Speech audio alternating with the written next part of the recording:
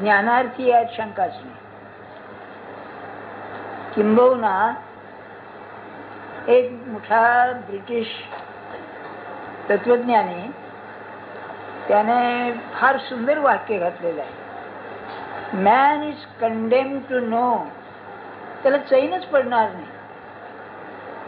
कितीही तो बुद्धिहीन असू द्या, ज्ञानाशिवाय चैन पडणारच नाही. कंडेम टू नो याचा अर्थ असा, काहीही परिस्थिती असली तरी ज्ञानाची लालसा काही जात नाही. म्हणून ब्रह्मसूत्राचं पहिलं सूत्र जे आहे, अथा तो ब्रह्म जिज्ञासा.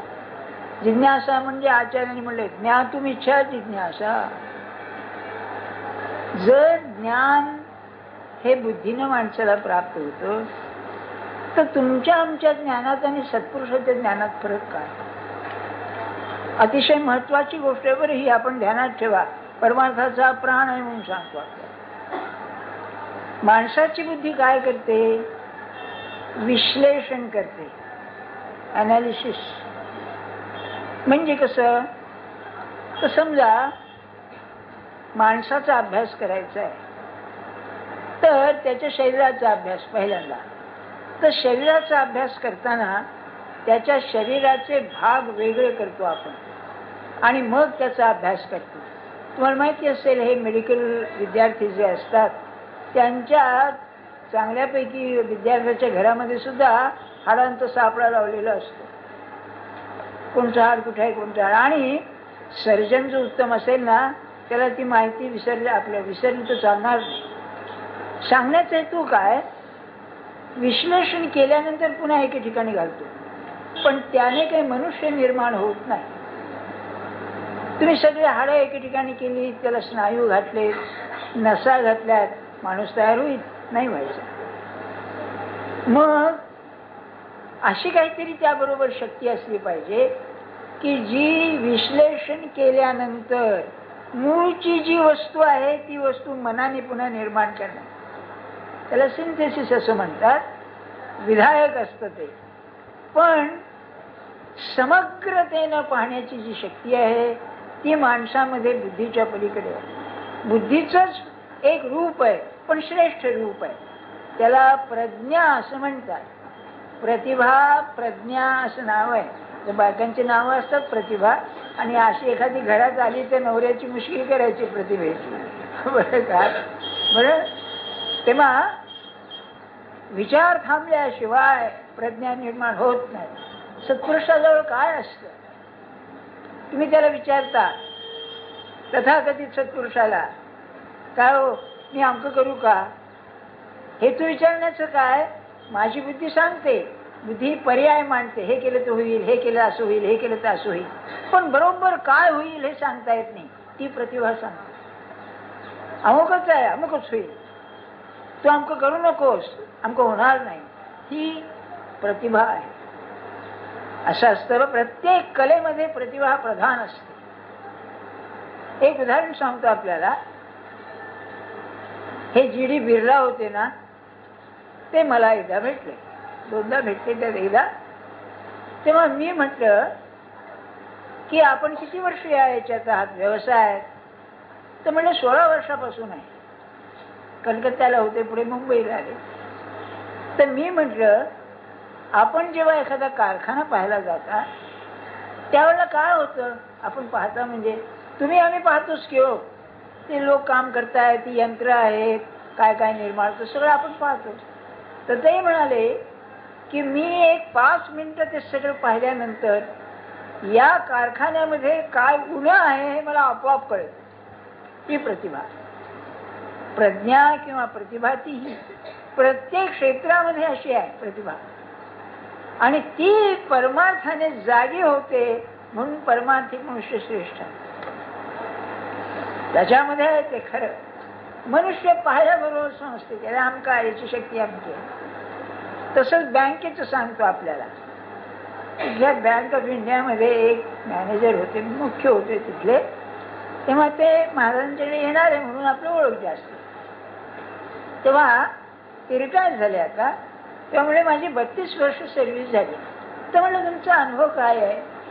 तर म्हणाले मी पहिल्या दिवशी माझी बदली होऊन इथे आलो तेव्हा मी संबंध लोकांना पाहिले आणि पाहून मी येऊन बसलो आणि माझ्या मनामध्ये कोण खरा काम करणार कोण काम करणार आणि झट दिशी आलो. ही प्रतिभा आणि ती विचाराच्या पलीकडे आहे. आणि जेव्हा आपण अभ्यास करतो एखाद्या विषयाचा त्यावेळेला विषयाची माहिती आपल्याला येईल. ती यादीच असते, इन्व्हेंटरी असते, त्या बुद्धीने येईल. पण त्या विषयाचं मर्म म्हणून जे आहे ते काही निराळे असते, ते प्रतिभेने येत. सांगण्याचा हेतू काय आपण ध्यानात ठेवा. भरतीकडे भरकटीचा कामाचं नाही. 8व्या अध्यायानंतर 9वा अध्याय आला. ज्ञानेश्वर महाराजांची प्रतिभा इतकी जागी होते की परमात्माचा अवतार म्हटलंय त्यांना. ज्ञानेशो भगवान विष्णू, हे जर खरं असेल तर काय प्रतिभा आहे. प्रतिभा बुद्धीपेक्षा श्रेष्ठ आहे. मग ते जे सांगतील ते दिसायला जरी आपल्या बुद्धीला, साध्या बुद्धीला असं वाटलं हे कसं काय सांगितलं, नाही, ते योग्यच असलं पाहिजे. मग जर 18 अध्याय गीता सांगितली आहे आणि ज्ञानेश्वर महाराजांनी भाष्य लिहिलंय तर 8व्या अध्यायानंतर 9वा अध्याय बरोबर आलेला असला पाहिजे. 8व्या अध्यायामध्ये मृत्यूचं वर्णन आहे. मृत्यूच्या वर्णनानंतर 9वा अध्याय का मग? तर मानवी जीवनामध्ये मृत्यूला सर्वोच्च महत्व आहे. मृत्यू म्हटलं की संपलं सगळं. मृत्यूनं म्हणे अवतार भगवंताचे. समर्थाने जाजवा सांगितलंय ना, मृत्यूने म्हणे हा शूर, मृत्यूने म्हणे हा गंभीर, आमका आमका करून मृत्यूने म्हणे अवतार भगवंताचे. इतकं मृत्यूचं साम्राज्य आहे. आणि मृत्यूचं भय नसणारा अशी किती माणसं तुम्ही पाहिली? 2च माणसं अशी असू शकतात. एक भगवंताचा भक्त आणि दुसरा अत्यंत कर्तृत्व गाजवून पुन्हा निराळा राहणारा तो. हे दोघेही फारच दुर्मिळच आहेत, या शंकाच नाही. मृत्यू कसा पाहिजे? मृत्यू अत्यंत शांत पाहिजे. आपण म्हणतो ना तडफड तडफड जीवाची होणं फार कठीण आहे. त्यावेळेला देह सुटायचा असतो आणि पुन्हा परत यायचं नसतं, सगळं सोडून जायचं असतं. असं असताना अत्यंत शांतपणे आम्ही आता जातो म्हणून सांगणारी माणसं किती तुम्हाला आढळतील. जीव अडकतो म्हणजे काय होतं हे मी पाहिलेलं आहे. जाता जात नाही, घरघर लागते, पुन्हा येतो, पुन्हा येतो, रडायला येतो माणसाला. सोडून जायचं आहे ना सगळं, पुन्हा परत येणं नाही तिथे. किती कठीण असेल सांगा सगळं सोडून. आपण उभारलेला प्रपंच आपल्या हाताने सोडून जायचं का सोपी गोष्ट आहे? फार कठीण आहे. मग मृत्यू कसा पाहिजे? ज्ञानेश्वर महाराजांचं, ज्याला इंग्लिशमध्ये क्लासिक म्हणतात, क्लासिक म्हणजे अगदी अभिजात, याच्या इतकं चांगलं सांगितलेलंच नाही कोणी. आता समर्थांची जाजवात ओळी आहे बघा. मृत्यूचे स्मरण असावे, हरिभक्तीस सादर भावे, मरोनी कीर्ती सुरवावे येणे प्रकारे. आपल्याला स्मरण होते शंका नाही, दुसऱ्याला जाळा जाताना त्याच्या मृत्यूचं स्मरण होतं, आपल्या मृत्यूचं होत नाही आपल्याला. काय विलक्षण आहे माणसाची बुद्धी बघा बरं. आणि ज्ञानेश्वर महाराज आईच्या पोटात मृत्यू गाठायला येतो, म्हणजे गर्भात आत असताना सुद्धा मरतो तिथे, म्हणजे इतकं मृत्यूचं साम्राज्य आहे. तर म्हणाले उत्तम मृत्यू कोणचा? झाकलीये घटीचा दिवा. काय सांगण्याची खुबी आहे हो. एक मडका आहे किंवा भांड आहे आणि तुम्ही आत मेणबत्ती आहे आणि त्याच्यावर झाकण घातलं. झाकलीये घटीचा दिवा, काही नेणो जाहला केव्हा, तैसा जो पांडवा देह ठेवी. वा, हा आदर्श आहे की त्यालाच कळले नाही. गेले काय आता बोलत होते, आता काहीतरी सांगत होते, संपलं. इतका शांतपणे मृत्यू आहे. हा शांतपणे मृत्यू येण्याला जर उपाय असेल तर भगवंताची भक्ती आहे. म्हणून 9वा अध्याय भक्तीचा. प्रतिभा ही अशी आहे आणि प्रतिभा ही विचार थांबल्याशिवाय होत नाही. म्हणून पतंजलीच्या योगसूत्रामध्ये या अष्टांग योगाचं काय हेतू आहे हो सगळा? ध्यान आणि समाधी. याचा अर्थ काय? ध्यान म्हणजे त्याचं संबंध विचार एके ठिकाणी केंद्रित होतात. त्याला उत्तम दृष्टांत तुम्हाला सगळ्यांना माहिती आहे. ते भिंग असताना मॅग्निफाईंग ग्लास, तो नाही का उन्हात धरला आणि तुम्ही त्याला फोकस केला की कागद जळतो. तसं संबंध शरीरातली जी अवधान शक्ती आहे ती अवधान शक्ती तुम्ही एका विषयावर लावली, विषय जसं ते यंत्र असतं ना, ते पर्वत फोडून जातं, तसं त्या विषयाला फोडून याची बुद्धी पलीकडे जाते. प्रतिभा. आणि ज्ञानेश्वर महाराजांचं वर्णन आहे 3ऱ्या अध्यायामध्ये,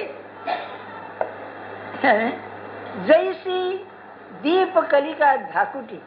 हे मेणबत्ती लावली, अहो हे पॉवर नाही का किती 100 and 200 1000, पण दीप कलिका धाकुटी लहान दिसे परी बहुतेजा ते प्रगटी. तैसी सद्बुद्धी ही थेकुटी म्हणू नये.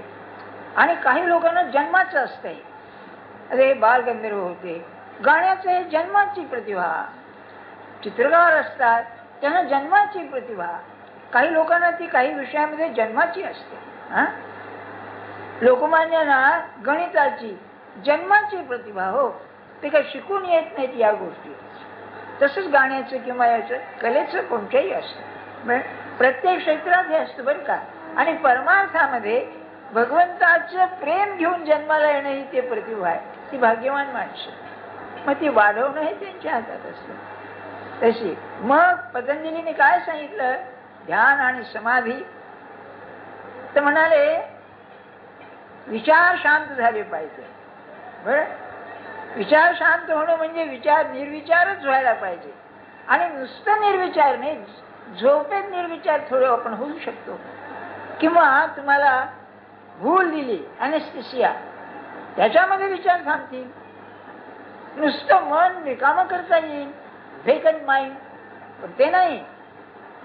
या मनामध्ये सुद्धा शांत होण्याची एक शक्ती आहे, निर्विचार होण्याची. माझ्याकडे एक ग्रस्त येतात, ते हठयोगाचा अभ्यास करतात, ज्ञानेश्वरीचं मार्गदर्शन. ते मला दरवेळेला भेटले म्हणजे म्हणतात, तुम्ही लोकांना छाती ठोक सांगत जा की त्यांनी जे 6वा अध्यायात कुंडलिनी योग सांगितलाय तो खरा आहे, आणि त्या माणसाने अनुभव घेतले. तर मी म्हटलं तुम्हाला विचार शून्य होणं साधलंय का, दाखवतो म्हणाले. काहींनी साधी मांडी घालून बसले आणि 2-3 मिनिटं एखाद्या पुतळ्यासारखे झाले. 15-20 मिनिटं ते दुसऱ्या लगेच एखादा झोपी गेलेला मनुष्य कसा असतो असा. बरं, विचार शून्य. म्हणून पतंजलीचं सूत्र सांगितलंय त्यांनी, निर्विचार वैशारद्ये अध्यात्म प्रसाद. भगवंताच्या प्रेमाचा प्रसाद केव्हा मिळतो, किंवा भगवंताची जी तयारी आहे पाहण्याची ती, तर निर्विचार वैशारद्य. हे विशारद परीक्षा असतात की नाही, हो, त्या एक्सपर्ट प्रवीण असा अर्थ आहे विशारदाला. तर निर्विचार होण्यामध्ये जो तरबेज झाला त्यालाच खरं अध्यात्म कळतं. आणि त्याच्या पुढचं सूत्र, ऋतंभरा तत्र प्रज्ञा. ऋत म्हणजे सत्य, वेदातला शब्द आहे. ऋतन सत्यंच्या भेदात तपसुते मंत्र आहे ना.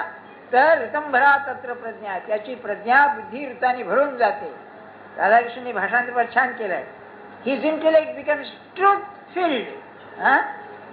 हे विद्यार्थ्यांना सुद्धा अतिशय महत्वाचं आहे. बघा, तुम्ही अभ्यास करता, 1000 पानाचा ग्रंथ आहे समजा, अहो तो ग्रंथ आहे 1000 पानाचा, आज सगळंच काही ते इतकं मोठं हे नसतं महत्वाचं. त्यातलं मर्म मला एक आठवतं प्रज्ञेचं, बरं का. सुदैवानं आपल्याला ह्या गोष्टी माहिती आहेत. स्वामी विवेकानंद अमेरिकेहून हिंदुस्थानात परत येत होते पहिल्या वेळेला, 2दा गेले. पहिल्यांदा तर येताना बर्लिनला उतरले जर्मनीमध्ये, कारण त्यांचं ते थांबताना विमान आणि आपली बोट थांबते तिथे म्हणून तिथून आले. तर ते डायसेनच्या घरी गेले. हा पॉल डायसेन नावाचा संस्कृत पंडित होता, जर्मन माणूस. त्याने पहिल्यांदा उपनिषदावरती ग्रंथ लिहिला, दी फिलॉसॉफी ऑफ दी उपनिषद म्हणून, बरं का. अजून तो ग्रंथ मान्य आहे बरं का. तेव्हा त्याला मूल बाळ नव्हतं, तर यांना काय घेणं, चहा घेतो म्हणले. तेव्हा घरात चहा नव्हता. अरे पॉल डायसेन झाला ते तुमच्या आमच्यासारखाच हो, पण तर म्हणाल ते बायको म्हणाले तुम्ही घेऊन या चहा. तेव्हा एन्सायक्लोपीडिया ब्रिटानिका म्हणजे ब्रिटिश हा विश्वकोश, त्याचे आता काय 22 का 25 व्हॉल्यूम आहेत, केवढाले व्हॉल्यूम ते. आणि मध्ये म्हणजे अर्ध पान डबल पानाचे असे ते 1800-1000 पानाचा एक व्हॉल्यूम. त्याचा तो सेटच मिळतो सगळा, बरं का. तेव्हा त्याचा नवा व्हॉल्यूम आला होता, 500-600 पानाचा तो डबल कॉलम असा. आणि डायसन काय म्हणला, मी चहा घेऊन येतो, तोपर्यंत तुम्ही हे वाचा. बरं म्हणाले. त्याला काय कल्पना, हा महायोगी आहे हा. तेव्हा त्याला एक 20-25 मिनिटं लागली. ते पानं उलटीत गेले. लक्षात घ्या, पानं उलटीत गेले. बरं, तुम्हा आम्हाला एक पान वाचल नाकात दम येतो, पुन्हा काय वाचलो तुम्हा राम जाणे, मी नाही पुन्हा. आल्यानंतर म्हणला ते पुस्तक बंद करून ठेवलेलं वाचलं का? हो म्हणाले. त्याला खरं वाटे ना. तो म्हणलं तुम्ही काय म्हणता? तू म्हणलं कोणतंही पान काढून मला विचार म्हणाले. ही प्रतिभा. बरं, तर ते काय म्हणाले त्याला इंग्लिशमध्ये, I don't read by lines, I read by paragraphs. बरोबर, नुसतं पाहिलं की ध्यानात यायचं, पाहिलं की ध्यानात यायचं, पाहिलं. असं आहे म्हणजे प्रतिभा. म्हणून ऋतंभरा तत्र प्रज्ञा. तेव्हा ज्ञानेश्वर महाराजांनी मृत्यूचं वर्णन केल्यानंतर हा मृत्यू उत्तम कसा येईल हे वर्णन करताना भगवंताच्या भक्तीचं 9व्या अध्यायात वर्णन. बरं, तुमच्या लक्षात आलं ना 9वा अध्याय हा विषय का? बर, तर काय होतं, परमात्मा हा प्रतिभा संपन्नच आहे. प्रतिभा आणि प्रज्ञा आपल्या बुद्धी आहेत. फरक असा आहे, बुद्धी वेगळेपणाने जाणते. मी ज्ञाता आहे, मी जाणतो किंवा जाणते हे वेगळं, पण मी तेच आहे हे काय ज्ञान विलक्षण आहे. म्हणून देहबुद्धीनं ही बुद्धीचं काम आहे जाणणं, आणि आत्मबुद्धीनं जाणणं हे तादात्म्य नाही. त्याला वेगळे पण नाहीच. म्हणून परमात्म स्वरूपाचं दर्शन हे ते होण्यानेच होत असतं, नुसतं वेगळं पाहून होत नाही. मग आपल्याला सांगतो आता 2 शब्द. मी परमात्मा स्वरूपाचं ज्ञान मला आहे आणि परमात्मा स्वरूप जाणतो, यात फरक आहे. मला ज्ञान आहे म्हणजे माझी बुद्धी वेगळी आणि ते वेगळं. हे ग्रंथ वाचा, अमकं करा तुमच्या, आणि तेच आहे म्हणणं म्हणजे वेगळं. म्हणून रमण काय म्हणाले की शंकराचार्यांचा एक ग्रंथ आहे विवेक चूडामणी नावाचा. काही लोकांचं म्हणणं तो त्यांचा नाही म्हणून, हे म्हणाले त्यांचाच आहे. कारण त्यांनी सांगितलं की त्यातला जो अनुभव आहे तो अनुभव बरोबर आहे म्हणाले, आणि पुढे म्हणाले माझा अनुभव तसा आहे म्हणून तो अनुभव बरोबर आहे. हा तुम्ही प्रयोग करू नका कोणावर, मला असं वाटतं म्हणून. ज्ञानेश्वर महाराजांनी अमृतानुभव हेच सांगितलेलं आहे. काय त्या पुरुषाची मला सांगतो, मला की नाही तुम्ही म्हणा ज्ञानेश्वरांची एवढी स्तुती काय करता, ही बुद्धीची स्तुती आहे. असं वाटतं एवढे मोठे मोठे विचारवंत जगात होऊन गेले, हा पुरुष 15-16, 18व्या वर्षी एवढा ग्रंथ लिहितो. 700 वर्ष झाली, दीपस्तंभासारखा अजून चळतोय. काय असेल त्या पुरुषाची. अमृतानुभवामध्ये म्हणाले की ज्ञानबंध ऐसे, बोलणे बहु केले, वैकुंठीचे सुजाणे. सुजाण म्हणजे जाणता, उत्तम जाणणार म्हणजे ज्ञानी. ते श्रीकृष्णाचं हे आहे. वैकुंठ हा वैकुंठपती ना श्रीकृष्ण. तर वैकुंठीचे सुजाणे, ज्ञानापाशी सत्वगुणे बांधीचे, हे बोलणे बहु केले. म्हणजे भगवद्गीतेमध्ये ज्ञान हा सुद्धा बंध आहे. मला ज्ञान झालं, मी ब्रह्म जाणतो, हा सुद्धा मीपणाच आहे, असं भगवंताचं म्हणणं. बरं का. पुढे म्हणाले शिवसूत्रामध्ये सुद्धा शिवानी हे सांगितलेलं आहे. पण शिवे काश्वी वल्लभे, शिवानी सांगू दे नाही तर भगवंतानी सांगू दे. वल्लभ म्हणजे श्रीकृष्ण. माझा अनुभव असा आहे म्हणून मी आम्ही म्हणतो म्हणाले. वा, काय या पोराचं सामर्थ्य असेल ज्ञानाचं, म्हणजे प्रतिभेचं. अरे माझं म्हणणं असं आहे, अहो साधी गोष्ट आहे, तुमचं की नाही दात दुखतोय, आणखी कुणी म्हणलं आहे तुम्ही दातात काय थोवाडीत माराल त्याच्या माहिती दुखू दे म्हणजे सांगतो तुला काय नाही. प्रत्यक्ष अनुभव काय असतो माणसाचा. आणि सगळी बुद्धीची करामत असेल तर ही प्रतिभा वाढवणं आहे. ती अभ्यासाने येते. खूप अभ्यास केला, एकाग्रतेने केला, मनापासून केला तर बरोबर यायला लागतं. बरं का. आणि त्याचं तेज पडल्याशिवाय राहत नाही. काही मुला मुलीनं हे लहानपणापासून असतं बुवा, ती शक्ती असते एक बुद्धीची, ते सगळे वाया घालवतात फार. हो, बोलणं काय, भांडणं काय, भावना काय, फुक्कट वाया घालवतात नसत्या गोष्टीमध्ये. बरं का. ते काय नाही, समजा एखाद्या माणसाच्या मुलीशी भांडण झाल्यानंतर तू असंच का बोलली तसंच का बोलली, हे रागवले ते रागवले, दोघी शेणखड्यात पडले झाले, अशापैकी होते. सांगण्यात हे तू काय माझा. तर असा मृत्यू यायला का कारण आहे हो. मृत्यूचं भय. आपण इतके स्त्री पुरुष इथे आहोत, लहान मोठे आहोत, तुम्ही जो म्हणाल ना मला नाही मृत्यूची भीती, एक तुम्ही बेवकूफ तरी आहात किंवा तुम्ही लबाड आहात. येऊ द्या समोर मृत्यू, शेख्यान कराल तुम्ही? नाही वा विचारतो, तुम्ही आघाडीने जाता, हो टाटा म्हणून जाता, असं जाल? काय सांगता आपण? मृत्यूचं भय मोठमोठ्या लोकांना होतं. एक युरोपमध्ये जॉन लॉक म्हणून होऊन गेला. तो म्हणजे सध्या ब्रिटिश लोकांच्या अंगी आता कमीच झालं, ते सगळं राष्ट्र बदललं इंग्लंड हे. जे उदार मन होतं, म्हणजे कसं सांगतो आपल्याला, आपला हिंदुस्थान देश त्यांच्या अधिकाराखाली, ब्रिटिश एम्पायर साम्राज्य. तर लाला लजपत राय हे हिंदुस्थानचे नागरिक, त्यांना देश पार केलं, हद्द पार केलं आणि ते इंग्लंडमध्ये जाऊन राहिले. अरे बघा, हा जो उदारपणा आहे त्याला ब्रिटिश लिबरलिझम असं म्हणतात. आता किती राहिले सोडून द्या. तसं लेनिन सुद्धा तिथून जेव्हा त्याला हकलून दिला रशियातून, इंग्लंडमध्ये जाऊन राहिला. तुम्हाला माहिती ना गांधींची आणि लेनिनची ब्रिटिश म्युझियम मध्ये म्हणजे लायब्ररीमध्ये गाठ पडत असे. एकमेकाला ओळखीत नसत, पण ही दोन्ही जगाला हलवणारी माणसं एका वेळेला तिथून. तर हे जे आहे ना, त्याचा प्रणेता कोण असेल तर हा जॉन लॉक आहे. असा विचारवंत माणूस. त्याचा अंतकाळ आला असताना विचारलं काय वाटतंय, सगळा अंधकार आहे म्हणाला. एवढा विचारवंत असून सुद्धा मृत्यूचं गुढ गेलं, उकललं नाही, अंधार आहे म्हणाला सगळा. बरं, सांगण्याचा हेतू माझा काय, तर उत्तम मृत्यू यायला भगवंताची भक्ती हाच मार्ग आहे, दुसरा नाही. आतापर्यंत त्यांनी भक्तीचं सांगितलं. कोणी देवतांची भक्ती करतो, कोणी पितरांची भक्ती करतो, कोणी अमक्याची तमक्याची, हे झालं सगळं. आता भक्तीचा प्राण जो आहे परमेश्वराची भक्ती, परमात्म स्वरूपाची भक्ती, आत्मस्वरूपाची, त्याचं वर्णन सुरुवात आहे. बरं, आता काय आहे बघा. मग मीच डोळा देखिला, जिही कानी मीच ऐकिला, मनी मी भाविला वाणीला वाचा. आता थोडं सांगणं आवश्यक. परमात्म स्वरूप हे अत्यंत सूक्ष्म आहे. आपलं जे स्वरूप आहे आत्मस्वरूप सुद्धा सूक्ष्मच आहे. आपलं स्वरूप जे आहे आत्मस्वरूप, ते त्याच्यावरचा एक तरंग आहे. परमात्मा हा जो सागर आहे, महासागर असं म्हटलं, तर आपला आत्मा हा त्याच्यावरचा एक लाट आहे, लहान, पण दोघांचा मसाला एकच. दोघांचं मसाला म्हणण्याच्या वेळी दोघं कशा करता बनलेले आहेत, दोघांचं मटेरियल एकच आहे. हाही सच्चिदानंद, तोही सच्चिदानंद. पण तो कसा आहे, इंद्रियांना दिसणारा नाही, अतिंद्रिय आहे तो. परमात्मा स्वरूप अतिंद्रिय आहे.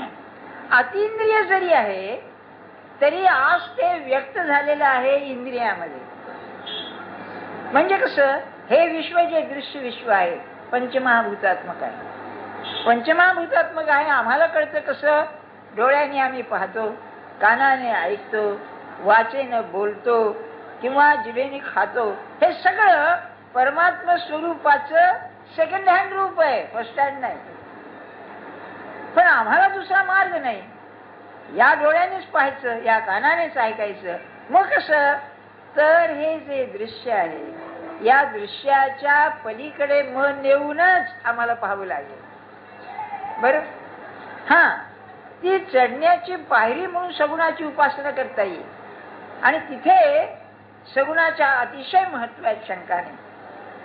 तुकाराम महाराज म्हणतात ना, सुंदर ते ध्यान उभे विटेवरी, करकटावरी ठेवून या. याला काय झालं, माझं सगळं हे सांगणं महाराजांच्या मटेरियलवर आहे. बरं, माझी अक्कल यात नाहीच काय. एक ग्रस्त गावामध्ये वारकरी होता. दर याला एकादशीला तू जायचा, याला पंढरपूरला. तिथे एक आमच्यासारखा मनुष्य होता. अरे चल म्हणला पंढरीला पाहायला. काय तो काय म्हणाला, आपल्या गावात विठोबाचं देऊळ आहे, तिथे आणखी कशाला जा, बरं का. तर काहीतरी कारण सांगायचा. तेव्हा एकदा ठरलं जायचं आणि ते गेल्यानंतर हा पंढरपूरला गेला आणि त्या विठोबासमोर उभा झाला. अरे काय बुवा म्हणले, मला इतकं लांब आणलं, हा आमच्या गावचा विठोबा याच्यापेक्षा चांगला आहे. हो सुरेख आहे म्हणाला. बरं का. आता मला सांगा, तुकाराम महाराजांचा अभंग असा, सुंदर ते ध्यान उभे विटेवरी. बरं का, आता हे ध्यान तू सुंदर का दिसलं नाही? याचं कारण असं की जेथे आपलं मन रमतं तेथे सौंदर्य. सौंदर्य हे इंद्रियाने भोगायचं आहे. म्हणून कलेला अतिशय महत्व आहे की ती परमात्म सत्ता जी आहे ती दृश्यामध्ये मूर्तीच्या रूपाने अशी आणतात, ते वर्णन करायला की बोलायची सोय नाही. आपल्याला तुलसीदासांचं माहिती आहे ना, एकनिष्ठा काय असते ती अशी आहे की ते गेले मथुरेला. मथुरेला गेल्यानंतर तिथे बाळकृष्णाचं मंदिर, त्याला लाडली जी असं म्हणतात. लाडला म्हणजे लाडोबा. बरं का, तेव्हा जसं माझ्या आवडी म्हणतात ना, आवताई, ते आवडीचं ते आवताई, तसा हा लाडला. तेव्हा तो कसला हो, तर यांचं स्वरूप म्हणजे रामाचं. रामाच्या हातात धनुष्यबाण. तेव्हा तुलसीदास काही नमस्कार करीनात. सुंदर ते ध्यान उभे भेटे म्हणण्याचा हेतू सांगतोय. ते नमस्कार करीनात. का म्हणाले? तर म्हणाले बा, कहा कहूं आज आज की, कहा कहूं छबी आज की, भले बने हो नाथ, तू परमात्माच.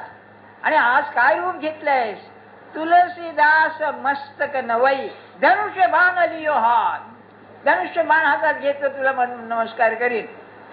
असं वाटेल हा एवढा महात्मा, सगळं जग परमात्मा स्वरूप म्हणे, सियाराममय सब जग जानी. काय तुम्ही कधी वाचलंय का? काय भाषा गोडी आहे, भक्ती तर वाहते आहे नुसती. म्हणजे संबंध जगत सियाराम सीताराममय आहे. करहू प्रणाम जोडी जुगपाणी, हात जोडून त्यांना नमस्कार करतो. अशी ज्याची धारणा, त्याचं काय असेल प्रेम मला सांगा, नाही का? सगुणाचं प्रेम ते असं, सगुणाचे आधारे निर्गुण पाविजे निर्धारे. समर्थांची उभी आहे, सगुणाचा आधार येऊनच वर जाता येईल. आणि हीच कमाल साधू संतांच्या प्रेमात असते की तो परमात्मा दगडाचाच आहे बा, तुम्ही त्यात जितकं जीवन घालाल तितकं तो जिवंत व्हायचा. सत्पुरुषाचं कसं, तो आधीच जिवंत असतो. म्हणून जर तुम्हाला कधी संधी मिळाली ना, तर तुम्ही त्यांच्या पाय मस्तक ठेवून कृतार्थ व्हा. भलत्याच्या नादी लागू नका, हेही सांगतो. पण जर ज्ञानी पुरुष भेटला त्यासारखं भाग्य नाही. जे ज्ञान त्याच्यामध्ये जिवंतपणे वावरतं, काय त्याची तारीफ सांगावं आपल्याला. म्हणून आचार्य म्हणाले, दुर्लभम त्रयमैव येतात, देवानुग्रह येत काम. भगवंताची कृपा झाली तर, अनुग्रह झाला तर, मनुष्यत्वम मुमुक्षत्वम महापुरुष संश्रय, त्याचं प्रेम आपल्यावरती बसणं, आपण त्याच्या चरणी लागणं महा मोठी गोष्ट आहे. सांगण्याचा हेतू माझा काय, तर ते जे स्वरूप आहे ते अतिंद्रिय. अतिंद्रिय इंद्रियामध्ये आलेलं आहे. आणि कसं त्याच्यावर वेष्टनं आलेली आहे.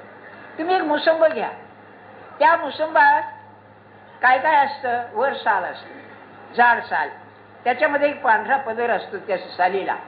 त्याच्या आतमध्ये मग त्या कळ्या आपल्या हे असतात, फोडी असतात. त्या फोडींना आवरण असतं, त्या फोडींच्या मध्ये कळ्या असतात, त्याच्या आधारामध्ये बी असतं. काय ते बीला आवरण आहे बघा, एवढं सगळं आवरण त्यामध्ये आहे. त्या बीतून ते संबंध झाडवर येतं. तसं परमात्मा हा बी सारखा आहे, त्याच्यावर सगळं हे आवरण बाहेरचं आलेलं आहे. तेव्हा मीच डोळा देखिला, याचा अर्थ असा, हे जग जे आहे, हे जग त्याने अंगावर घेतलेलं वस्त्र आहे, त्याच्या सत्तेनं चाललेलं आहे. ही भावना पाहणं म्हणजे तो डोळा पाहणं. याला उत्तम काय महाराजांचं सुंदर वर्णन आहे. महाराज म्हणाले, आता आपण त्याला पाहायचं म्हणजे तो अनंत आहे. अनंत म्हणजे त्याची निर्माण शक्ती, क्रिएटिव्ह फोर्स. बरं का, उत्क्रांतीवादामध्ये त्याला क्रिएटिव्ह फोर्स म्हणतात. ही अनंतच आहे. त्याचं उदाहरण जे त्यांनी दिलंय ना, मी किती विसरू शकत नाही. माणसं किती होऊन गेली हो आतापर्यंत, आज आहे, पुन्हा होणार आहे. या प्रत्येक माणसाच्या चेहऱ्यामध्ये किती फरक आहे. अगदी आपण म्हणतो ना, तो त्याच्यासारखा आहे. जुळी जरी झाली तरी सारखी नसतात. तुम्हाला ऐकून ठाऊक असेल, नसलं तर मी सांगतोच आहे की हिटलर जेव्हा सत्तेमध्ये आला, या लोकांना अतिशय भय असतं बरं का. काय होते, झेड काहीतरी म्हणतात ना, झेड